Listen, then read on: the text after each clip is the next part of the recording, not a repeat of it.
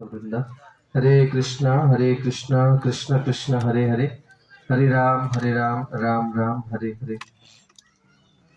तो मुझे जो सुशांत प्रभु आशिष कृष्ण प्रभु कहते किसी कहवाई, तो मुझे गोटे टॉपिक प्रिपेयर करके आसती, किंतु आज जो ड्रामा देखिकी मोर गोटे कथा मन पड़ी। 2006 मसीह गुरु महाराज परम पूज्य भक्ति स्वरूप दामोदर स्वामी महाराज जितेबाला ये राम जी को आसते दर्शन करने से गोटे कथा कहते जे पहाड़ को देखिकी से कहते जे होते गिरिराज, आउ महानदी को देखिकी कहते जमुना, आउ से चाहूले जे तांकर अंतिम समय से रही वेदांत सूत्र उपर भाष्य रचना करेंगे एवं या ब्रज बोली कहते आम मान कहते तुम वृंदावन में ये रही। तेणु आज सुशांत प्रभु मध्यम एक वृंदावन आम मैंने अनुभव करूँ, बहुत हृदय स्पर्शी थिला एवं से बहुत बहुत धन्यवाद सुशांत प्रभु को। वास्तव में कौन शब्द द्वारा यहाँ माने व्यक्त कर सुंदर अनुभूति छोट छोट पिला मध्यम तेरे मु गोटे कथा कहीकि कम समय भितर वाणी को विराम दूची। आम समस्ते गोटे परिवार भितर अच्छे एवं श्रील प्रभुपाद गोटे सत्स्वरूप दास गोसाई महाराज गोटे भाव व्यक्त कर प्रभुपाद को थे एकांत पचरा जाइथिला जे जड़े प्रचारक जहाँ कहते मनोभाव किभली हवा दरकार। तेणु प्रभुपाद कौन कहते आम डायरेक्ट शुणा तापर मुझे 2 मिनिट कही बंद करदेवी। Prabhupada lecture in our preaching work we deal with so much property and money, so many books bought and sold, but because these dealings all pertain to Krishna consciousness movement, they should never be considered material. That one is absorbed in thoughts of such management does not mean that he is outside of Krishna consciousness. If one rigidly observes the regulative principles of chanting 16 rounds of Mahamantra every day, his dealings with material world for the sake of spreading Krishna consciousness movement are non-different from the spiritual cultivation of Krishna consciousness. तेणु प्रभुपाद कहते जे आम इस्कन आम देखुचे आम बहुत कार्य व्यस्त रोचे एवं आम मानकर ये जोटा कार्य आम करुचे प्रचार करने आम ग्रंथ प्रचार करुचे आम बहुत प्रकार जमी मंदिर तैयारी आम पाक बहुत अर्थ दरकार बहुत संपत्ति दरकार, किंतु यहाँ भौतिक नुहे जिते पर्यंत आम मैंने कौन कर भगवान प्रचार और प्रसार करने चेष्टा करुचे। तेबे गोटे कथा कहीकि प्रभुपाद गोटे इंस्ट्रक्शन कही थे परम पूज्य श्री सुबोध स्वामी गुरु महाराज भुवनेश्वर यहाँ शुणी थे जड़े टेम्पल गोटे नुआ टेम्पल महाराज जाकि रोते एवं टेम्पल प्रेसिडेंट एवं परम पूज्य सुबोध स्वामी महाराज गोटे रूम रे रोते। तो हठात महाराज तो राति 12 उठिक जप करते इस्कन गुड़ा केस बोली कह जाए बहुत कम शुंती से। तेणु से हठात देखिले से टेम्पल प्रेसिडेंट जी से उठी पड़े एवं हठात निदर पूरा जोर निदर शोते से दौड़े पूरा बाहर एवं से नाई नाई प्रभुपाद मैंने से इंग्लीश रे कहते ओडिया रे कहते।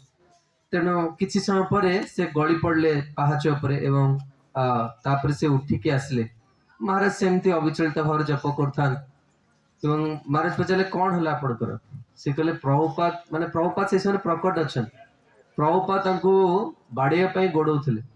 तेणु सी पचारे कहीं प्रभुपाद रागिले आपन से कहले मत स्वप्न प्रभुपाद पचारे तुम्हें 16 माला जप कर कि ना से कहले प्रभुपाद मोर कौ दिन भी 16 माला जप सरनी जेहेतु मु बहुत प्रकार कार्य नियुक्त रही छोट मंदिर। प्रभुपाद कहले बदमाश तते मु जप करने कही ना सब धंदा बसवाई कही। तेणु प्रथम काम हूँ माने जप कर। तेणु महाराज कहले जे तुम्हें चाहिए भी जिनसा को कर 16 माला जप कर सहित भी सब सेवा कर महाराज गाइड कले। तो आम बर्तमान प्रभुपाद डायरेक्ट शुणा जे कौन करने द्वारा जड़े प्रचारक कौन कर तार मनोभाव को ठीक कर प्रभुपाद लिखुंट there are many ways to talk about inner life both in terms of sadhana and in terms of self development, but it is true that everything rest on sadhana. Prabhupada कहते जे आमर साधना उपरे सब किछि निर्भर करछि। Properly performing our sadhana leads to leads us to self improvement. जदि आम साधना ठीक भाव में करवा ताले आम निजे निजे अग्रगति करिपरिबा। बेटर रिलेशनशिप्स, आमे समस्त सहित सुंदर संबंध रखिपरिबा with other devotees. More understanding of our relationship with Krishna, आमर भगवान कृष्ण सहित आमर संबंध को आमे बुझी परिबा। एंड सो ऑन, एवं तापरे बाकी जहा किछि ता साधना पर निर्भर करछि। Sadhana is a devotee's personal spiritual practice, chanting and hearing. साधना माने कौन ना निजर जप को सुधारिबा एवं गंभीर भाव में भगवान कथा को श्रवण करवा। तेणु आम मैंने देखा जो आम प्रचार करछे आम सब प्रयास करवा दरकार। ये जो पिकनिक है यार उद्देश्य होछि जे आम किभली भाव में अधिक रु अधिक कृष्ण भावना रे भावित हवा एवं ताहा निर्भर करछि जे आम केमती जप करछे आ केते दूर गंभीरता भाव में आम मैंने श्रवण कीर्तन करछे। तेणु जिते आम देखू जे केते फेस्टिवल आसे बा संडे आसे आमे बसिकी जप करिया पई चेष्टा करू, किंतु डेली बेसिस रे जेते जप करा जाए हमको बहुत कष्ट हुए ताको पूर्ण करिया पई। एवं आम माने जपटा कहीं पूरा हुएनी। प्रभुपाद कहती जे कथा श्रवण न करुच्ची, जमी आम संडे क्लास को बहुत हल्का नहीं जाऊे, भागवत क्लास होची आपण मानकर रेगुलर माने गोटे विषय चलती फास्ट कैंटर आपन को गुरुजन माने प्रभु अमाई प्रभु आपन को गाइड कर शुणिया किंतु आम कथा न शुणिकी आम से समय मोबाइल चेक करछे बा गोटे संडे स्किप कर जाऊे कौन गृह कार्य ताले आम जप केबे भी ठीक करि परिबा नै। तो जप जने सेतेबेले ठीक से करि परिबो जेतेबेले से शुणिबो। हां, तेणु जदि जने कथा श्रवण न करिवो ताहले तार साधना कोन हबो ना तार जप केबे हेले ठीक हेई परिबो। आ एई जप आ हमर श्रवण उपरे हमर आध्यात्मिक जीवन कोन होची निर्भर करछि। तेणु आज आम भगवान गौर गोपाल पाखे प्रार्थना करवा जे से आम प्रति सदैव हूँ, आमको सब भक्त संग मिलू। आज जमती आम 15-20 मिनिट भूली गले गोटे गुरुत्वपूर्ण जिनस भगवान आमको सुजोग देइछंती, ये जो भक्त संग देइछंती, ये भक्त संगटा बहुत भाग्य थे मिले। आज जमती आम कृष्णकर लीला देखिले जे किभली भगवान माखन चोरी कर केसी के बध कर दिने साक्षात भाव में ये जिनसटा को देखार सुजोग मिल। तेणु ये लीला आमको प्रतिपादित करदे आम निश्चित भाव में दिने प्रभु को पाइबा। तेणु शिला प्रभुपाद को आम मैंने कृतज्ञता ज्ञापन करवा आम आध्यात्मिक गुरु को जैसे आमको ये एक जीवन देइछंती जो थे कि आम मैंने आमर ये जो दुर्दशापूर्ण जीवन अंत कर। तेणु प्रत्येक भक्त या गंभीरतार सहित नवा दरकार ये कृष्ण चेतना को एवं एक प्रार्थनामय भाव रखी आपण माने गृह को प्रत्यावर्तन करिया दरकार जे मु निश्चित भाव में कौन करी मोर जीवन में भगवान कृष्ण को पाईजी।